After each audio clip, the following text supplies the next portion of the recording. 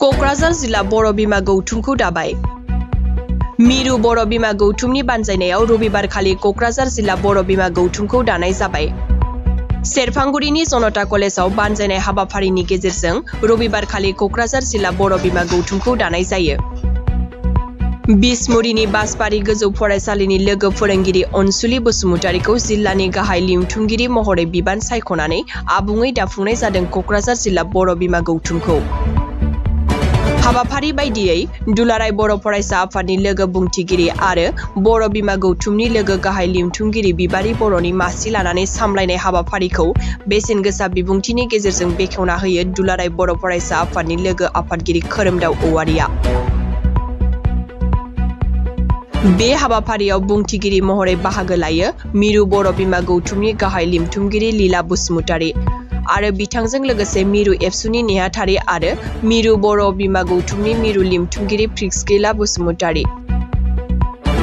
मिरु बर' बिमा गौथुमनि मिरु लिमथुमगिरि फारियै रंगिना बरगयारी, किरण बर', सुनिरा बसुमतारी आरो अदालगुरि जिल्ला बर' बिमा गौथुमनि जिल्ला लिमथुमगिरि निजिरा बर'मोना।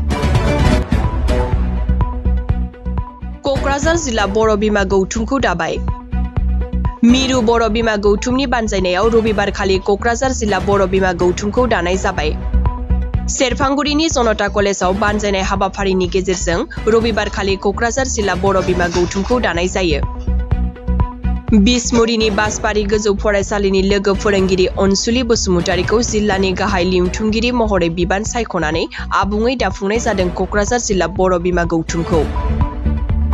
हाबाफारि बायदियै दुलाराय बर' फरायसा आफादनि लोगो बुंथिगिरि आरो बर' बिमा गौथुमनि लोगो गाहाय लिमथुमगिरि बिबारि बर'नि मासि लानानै सामलायनाय हाबाफारिखौ बेसेन गोसा बिबुंथिनि गेजेरजों बेखेवना होयो दुलाराय बर' फरायसा आफादनि लोगो आफादगिरि खोरोमदाव औवारिया।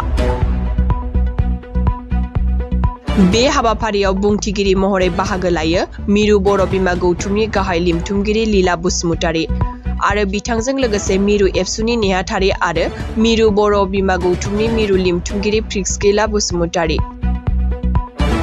मिरु बर' बिमा गौथुमनि मिरु लिमथुमगिरि फारियै रंगिना बरगयारी, किरण बर', सुनिरा बसुमतारी आरो अदालगुरि जिल्ला बर' बिमा गौथुमनि जिल्ला लिमथुमगिरि निजिरा बर'मोना।